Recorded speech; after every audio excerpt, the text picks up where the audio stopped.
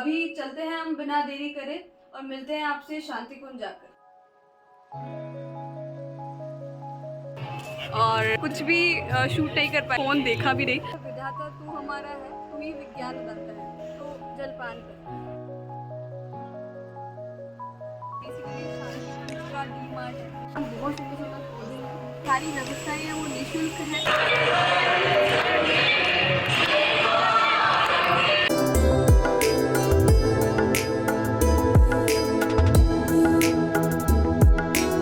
Hello guys, welcome back to my channel catch life with Riya. So कैसे हैं आप सब? आई होप आप सब ठीक होंगे। मैं थोड़ी ही ठीक हूँ, ज़्यादा ठीक नहीं हूँ क्योंकि मैं बहुत थक गई हूँ। रात को मैं लेट आई थी वहाँ से, ऋषिकेश से, और ब्लॉग की एंडिंग लेना भी भूल गई बिकॉज मुझे 20 किलोमीटर आने में अराउंड 3.5 घंटे लग गए। बहुत भयंकर जाम था। वीकेंड्स पे कभी मत आना, मैं बहुत ज़्यादा परेशान हो गई थी और रात में आते ही फिर सो गई। अभी अर्ली मॉर्निंग उठे हैं और मैं जा रही हूँ शांति कुंज। और जो वहाँ की दिनचर्या है, जो मॉर्निंग से प्रार्थना से वहाँ से शुरुआत होती है और उसके बाद आरती होती है उस मॉर्निंग वाली, उसके बाद में हवन होता है, फिर लोग साधना करते हैं। तो अभी मैं जल्दी से रेडी हो गई हूँ सुबह सुबह उठ करके, और मैंने पहना है अपना हवन वाला अटायर। तो जब भी मैं हवन करती हूँ या घर में कुछ भी ऐसा पूजा वगैरह होता है तो यही मेरा आउटफिट होता है। तो मैं रेडी हो चुकी हूँ, मैं जा रही हूँ और मैं ये पूरी आज जो दैनिक दिनचर्या है शांति कुंज की वो फॉलो करने वाली हूँ।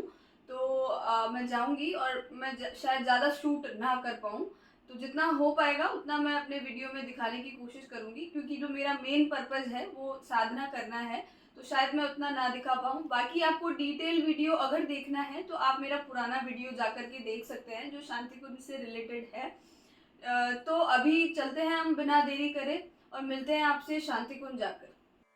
चलिए सबसे पहले शुरुआत करते हैं आज के सुविचार के साथ, प्रखर प्रज्ञा सजल श्रद्धा के दर्शन से। और आइए अब करते हैं वेद माता गायत्री के दर्शन। जब परम पूज्य गुरुदेव ने शांति कुंज की स्थापना की थी तो सर्वप्रथम इसी मंदिर का निर्माण करवाया था और यहाँ बना है भटका हुआ देवता मंदिर, जिसका विशेष अर्थ है। Welcome back guys. और अभी सुबह सुबह मैंने बिल्कुल शूट नहीं किया क्योंकि बहुत अंधेरा था और कुछ भी शूट नहीं कर पाए, फ़ोन देखा भी नहीं।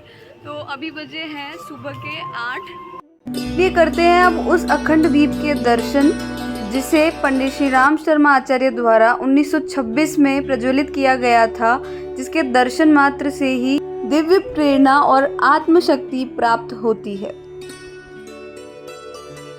और इस स्थान पर श्रद्धेय डॉक्टर प्रणव पांड्या और शील दीदी का निज आवास स्थान है और वो गायत्री परिवार के संचालक हैं, साथ ही देव संस्कृति विश्वविद्यालय के कुलाधिपति भी हैं।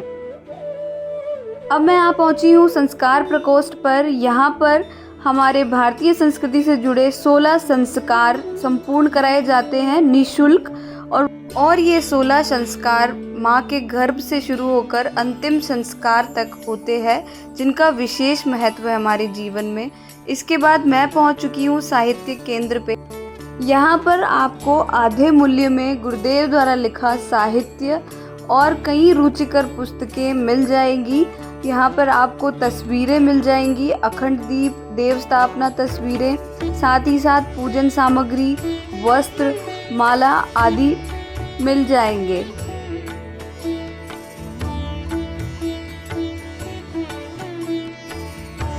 दोस्तों सुबह सुबह मैं शूट नहीं कर पाई, बहुत ज़्यादा अंधेरा था तो ढंग से कुछ दिखाई नहीं पड़ता, और मैं थोड़ा सा मंत्रमुग्ध हो गई थी कि मैं जो करने आई हूँ, जो मैं महसूस करने आई हूँ, वो मैं कैमरा के थ्रू दिखा भी नहीं पाऊँगी, तो इसीलिए मैं उसमें बिज़ी थी। और सुबह सुबह 3 बजे से यहाँ की दिनचर्या शुरू होती है, प्रार्थना के साथ शुरू होती है, और अंत भी रात को 9 बजे तक दिनचर्या चलती है। और जो रात में प्रार्थना होती है उसी के साथ दिनचर्या ख़त्म होती है।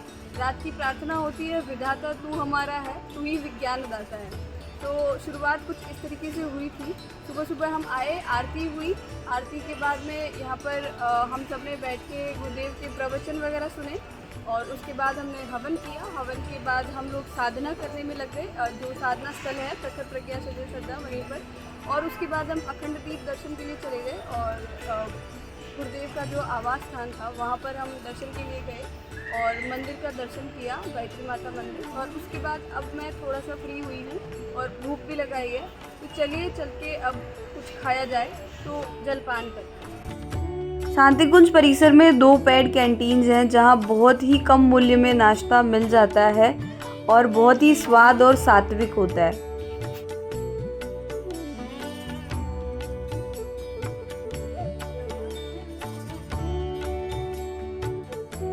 शांतिकुंज परिसर में कई साधकगण साधना के लिए, शिविर के लिए या ठहरने के लिए आते हैं। उनके लिए बनाए गए ये भवन है जहाँ वह निःशुल्क निवास कर सकते हैं सभी सुख सुविधाओं के साथ। और यहाँ पर सिलाई बुनाई का काम भी सिखाया जाता है। साथ ही साथ इस परिसर में यहाँ एक जनरल स्टोर बना हुआ है जिसे हम कह सकते हैं शांतिकुंज का डी मार्ट। तो यहाँ भी सारी सुख सुविधाएं उपलब्ध है। इसके बाद ये संगीत विभाग है, यहाँ संगीत सिखाया जाता है। चलिए अब दर्शन करते हैं देवात्मा हिमालय का। यहाँ पर काफ़ी देर हमने साधना करी, मेडिटेशन किया।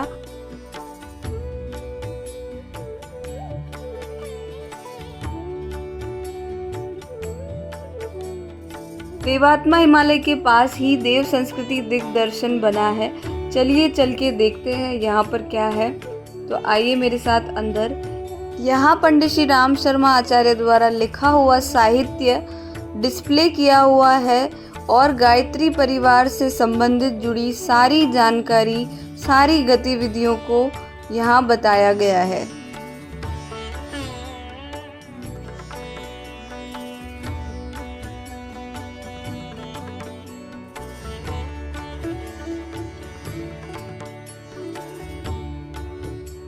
यहाँ पर उद्यान विभाग बना हुआ है जो कि वृक्ष गंगा अभियान गायत्री परिवार द्वारा संचालित एक अभियान है जिसके तहत बनाया गया है। ये वृक्षारोपण करते हैं और अगर आप लोग वृक्ष लगाना चाहते हैं तो वो आपका सहयोग भी करेंगे और उसकी देखरेख में भी सहायता करेंगे।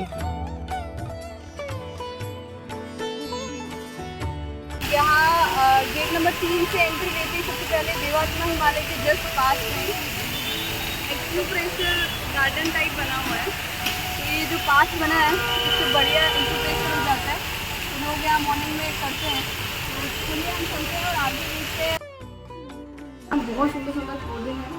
कुछ पौधे हैं जो बहुत ही औषधीय पौधे हैं, तो अलग तरीके से यहाँ डिस्प्ले किया हुआ है। आइए देखते हैं। इनके जो भी पौधे लगे हैं उस पर QR कोड है। आप इसको स्कैन करके और इसके बारे में सारी डिटेल पढ़ सकते हैं। तो ये भी एक बहुत अच्छा है।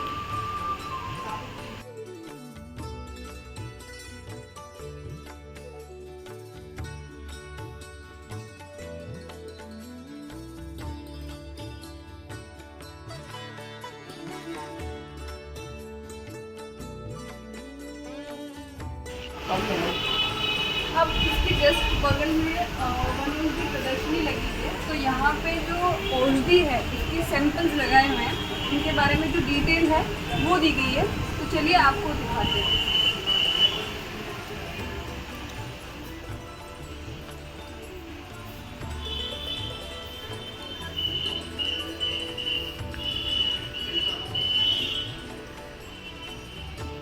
ये देखिए, ये जैसे अश्वगंधा यहाँ रखा हुआ है औषधि के रूप में, और ये जो इसके गुण उपयोग लिखे हुए हैं यहाँ पे, इससे ज़्यादा जानकारी इस QR के माध्यम से आपको मिल जाएगी। और अब मैं पहुंची हूँ प्रवचन हॉल में जो कि यहाँ की दैनिक दिनचर्या के अनुसार संचालित होते हैं। प्रवचन सुनने के बाद हम बाहर आए हैं। ये वंदनीय माताजी द्वारा यूज़ करी हुई कार है। आप इसको विंटेज कार के रूप में देख सकते हैं। तो इसके बाद हम आपको लेकर चलेंगे स्वागत कक्ष की ओर, और इसके बाद मुझे होटल जाके चेकआउट करना है चेंज करके। उसके बाद हम मिलेंगे सीधा भोजनशाला में।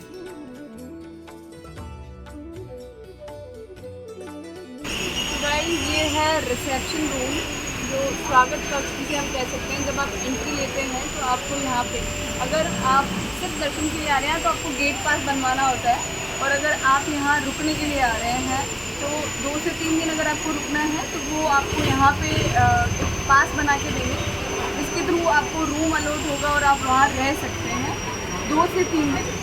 पर अगर आप किसी शिविर के लिए आ रहे हैं या आप साधना करने के लिए रुकना चाहते हैं या आप कोई कोर्स कर रहे हैं, या ढेर सारे कोर्सेज भी होते हैं, तो उसके लिए अगर आप आ रहे हैं तो उसके लिए अलग से एक फॉर्मेलिटी है प्रॉपर, जिसमें डॉक्यूमेंटेशन होता है और उसके बाद आपको वो पास दिया जाता है, ठीक है।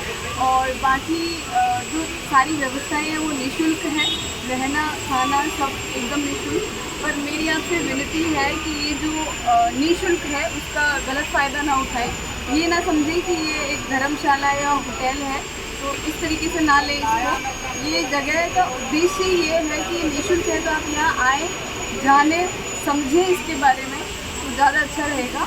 और साधना करें, भगवान का नाम लें, यहाँ के महत्व को समझें, यहाँ की जो वाइब है उसको अपने अंदर लें, तो ये ज़्यादा अच्छा होगा। तो कैसा लगा आपको मेरा शांति कुंज का वीडियो ज़रूर बताना, और पसंद आए तो लाइक करना, शेयर करना और चैनल को सब्सक्राइब ज़रूर करना। उसके बाद मिलते हैं अब गंगा घाट पे, क्योंकि इसके बाद मैं जा रही हूँ हर की पौड़ी और करेंगे गंगा जी की आरती। हम पहुंच चुके हैं मां भगवती भोजनशाला। यहाँ पर प्रतिदिन हजारों लोग भोजन प्राप्त करते हैं और उसके बाद समयदान के रूप में वो थोड़ा समय यहाँ देते हैं। यहाँ जूठा छोड़ना मना है, क्योंकि यहाँ लिखा है कि माता अपना सीना चीर के हमें अन्न देती है। तो अभी हम जा रहे हैं हर की पौड़ी, गंगा आरती करेंगे, उसके बाद खाएंगे पिएंगे, उसके बाद हमारी बस है तो हम निकलेंगे जयपुर के लिए। तो मिलते हैं आपसे घाट पे।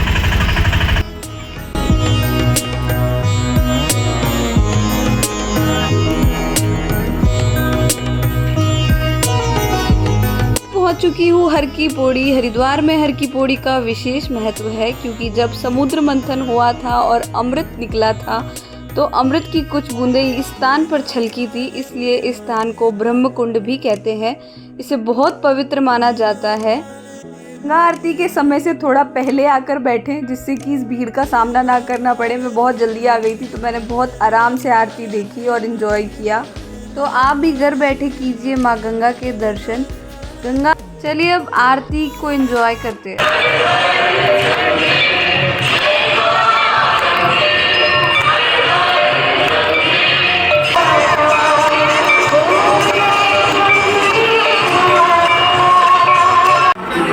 आरती कर लेने के बाद हर की पौड़ी पे जितने भी मंदिर बने हुए हैं, मैंने उन सभी मंदिरों के दर्शन किए। मन को बहुत अच्छा लगा। हालांकि बहुत ज़्यादा भीड़ हो जाती है आरती के बाद।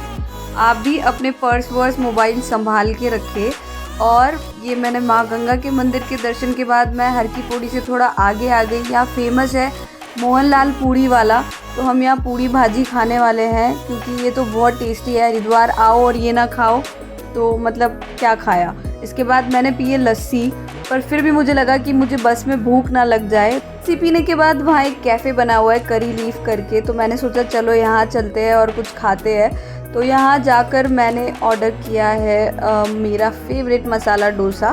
तो ये हेल्दी सा डिश खाने के बाद मैं आ गई और मैंने थोड़ा सा शॉपिंग किया, जो कि थोड़े बहुत अच्छे अच्छे दिए मिल रहे थे वहाँ पर। और पूजा के सामान तो मैंने वही सब लिया, और ये बहुत सुंदर था। बट आपको थोड़ा बार्गेन करना पड़ेगा, इतना रीज़नेबल प्राइस वो बताएंगे नहीं। उसके बाद मैं बस की ओर चल पड़ी और बस मिल गई मुझे, और फिर हम चलेंगे अंदर। और अब it's time to rest now, क्योंकि मैं बहुत ज़्यादा थक चुकी थी।